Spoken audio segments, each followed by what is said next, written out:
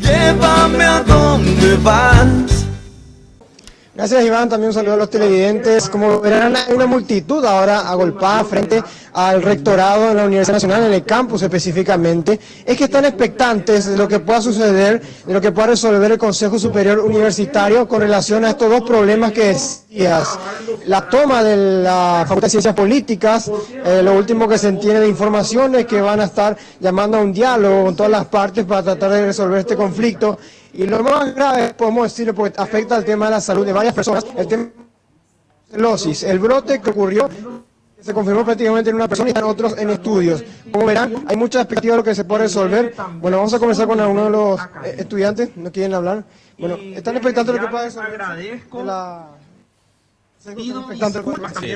Yo voy a asumir una responsabilidad. Nosotros tenemos que se intervenga la facultad, no queremos que todo el proceso se lleve dentro de la facultad, que no venga una persona externa a querer meter su cuchara y puede salir favorable a la decana, que para todos nosotros tiene que renunciar al cargo porque es un atentado contra la salud pública.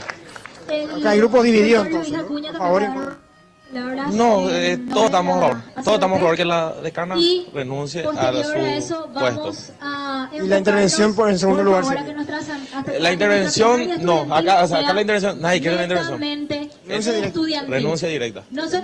Bueno, ese es el pedido unánime prácticamente. Como verán, también hay carteles que exigen la renuncia de la señora Azucena Cabrera de Gómez.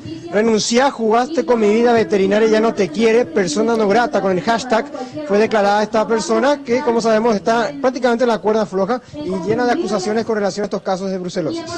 Bien, gracias, Sergio. Seguramente en instantes más vamos a ver lo que determina el Consejo Superior Universitario, que ya tiene varias horas de reunión. Recordemos, un segundo caso se confirma el día de hoy, incluso se habla ya de un tercer caso. Renuncia o destitución de la decana es lo que piden los que están manifestándose en ese lugar.